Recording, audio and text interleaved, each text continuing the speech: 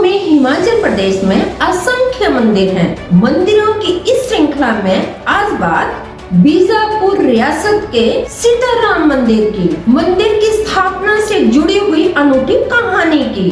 नमस्कार, रोचक, मनोरंजक और ज्ञानवर्धक कहानियों के प्लेटफॉर्म हिमाचल बिजनेस पर आपका स्वागत है और मैं आपकी दोस्त संतोष शर्मा। आजादी से पहले भारत का पूरा भूभाग अनेक रियासतों, मिसलों या जगीरों में बंटा हुआ था। आजादी प्राप्त करने के बाद सरदार वल्लभ भाई पटेल, जो उस समय गृह मंत्री थे, उनके अथक प्रयास के कारण इन सभी रियासतों का विलय करके एक राष्ट्र की नींव पड़ी। हिमाचल प्रदेश भी आजादी से पहले अनेक रियासतों और जागीरों में बंटा हुआ था। कांगड़ा जिले में भी छोटी बड़ी अनेक रियासतें थी। इनमें कांगड़ा, नूरपुर, ब्लेड, डाडासीबा, सुजानपुर, लंबागांव, जयसिंहपुर और बीजापुर आदि प्रमुख थी। इस वीडियो में हम लंबागांव, सुजानपुर और जयसिंहपुर के साथ सिमटे हुए जागीर क्षेत्र बीजापुर की चर्चा कर रहे हैं और इस जागीर में विराजमान सीताराम मंदिर की स्थापना से जुड़ी अनूठी कथा आपको सुना रहे हैं। बीजापुर की स्थापना 1660 ईस्वी में राजा विजय चंद ने की थी। प्रकृति की गोद में बसा हुआ ये क्षेत्र एक ऊंचे टीले पर स्थित है। इसके कुछ ही दूरी कल-कल करती बहती हुई ब्यास नदी इस क्षेत्र को और भी आकर्षित कर देती है। राजा विजय चंद ने 1660 से लेकर 1697 तक बीजापुर पर राज किया, लेकिन अब वहाँ का किला और महल खंडरों में तब्दील हो चुके हैं। अब बीजापुर के मुख्य आकर्षण का केंद्र कुछ है। सीताराम जी का दुर्लभ मंदिर है। इस मंदिर में भगवान राम, माता सीता और लक्ष्मण जी के काले रंग के विग्रह स्थापित हैं। ये भव्य मूर्तियाँ देश के विभिन्न भागों से आने वाले श्रद्धालुओं को बरबस ही अपनी ओर खींच लाती हैं। कहा जाता है कि राजा विजय चंद को सपने में सीता, राम और लक्ष्मण जी की मूर्तियां स्थापित कर मंदिर बनाने का आदेश मिला था। सपने में उन्हें बताया गया था कि फारसी पतन के काफला वे गांव के साथ ब्यास नदी की गहराई में काले रंग की सीता, राम और लक्ष्मण जी के चित्रों वाली शिला को निकालकर उन्हें तराशने के बाद इन मूर्तियों को मंदिर में स्थापित किया जाए। राजा खुद कंधा देकर लाया था मूर्तियाँ। अगले ही दिन राजा अपने अनुचरों के सहित उपरोक्त स्थान पर पहुंचा। ब्यास नदी की गहराई से शिला को निकालकर और फिर उसे तराश भव्य मूर्तियां बनाई गई। इन मूर्तियों को उठाकर बीजापुर ले जाने की बात आई तो मूर्तिकारों और अनेक श्रद्धालुओं से ये उठाई नहीं जा सकी। राजा ऊहापोह की स्थिति में था कि रात को फिर सपने में स्वयं जाकर मूर्तियां लाने का आदेश मिला। अब राजा बाजे गाजे के साथ उस स्थान पर पहुंचा और स्वयं कंधा लगाकर मूर्तियों को बीजापुर मंदिर में लाकर स्थापित किया।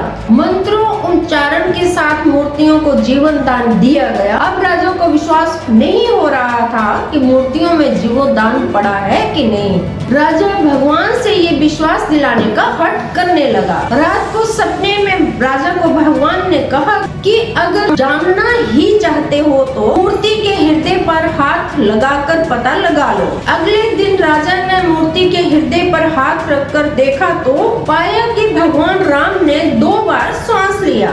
इससे ये पता चलता है कि ये मूर्तियाँ कितनी सजीव और साक्षात हैं। इनके दर्शन करने पर व्यक्ति भाव विभोर होकर मस्ती में झूमने लगता है। मंत्र मुग्ध होकर श्रद्धालु यही खोकर रह जाता है।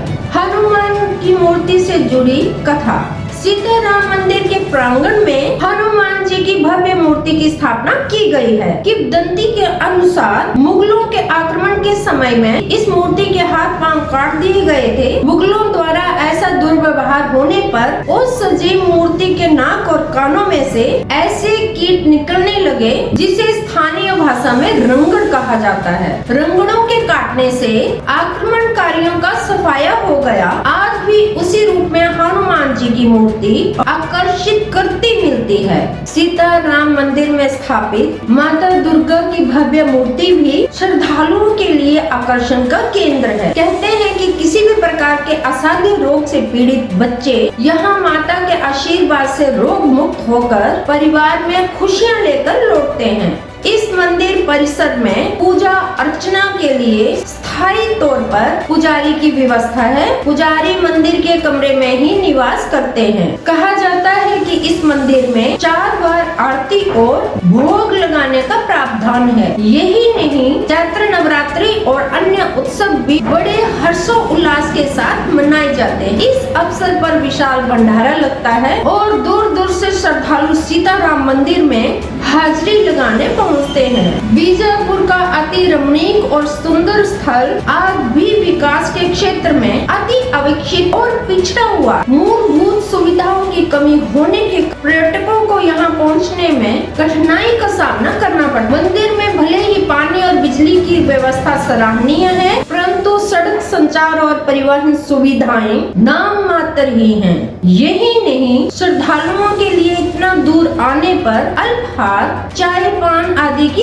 कोई व्यवस्था नहीं है। प्रदेश सरकार पर्यटन विकास के दृष्टि मूलभूत सुविधाएं उपलब्ध करवाने का प्रावधान करना होगा।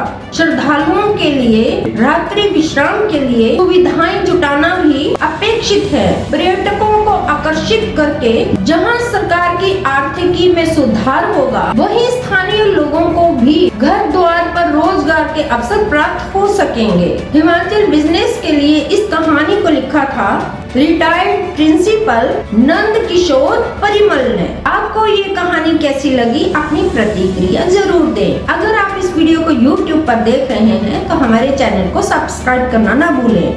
अगर आप इस वीडियो को Facebook पर देख रहे हैं तो हमारे पेज को लाइक करें, फॉलो करें। आप हमें Instagram और Twitter पर भी फॉलो कर सकते हैं। ऐसी ही रोचक, मनोरंजक और ज्ञानवर्धक कहानियों के लिए जुड़े रहें हिमाचल बिजनेस के साथ। बहुत बहुत धन्यवाद।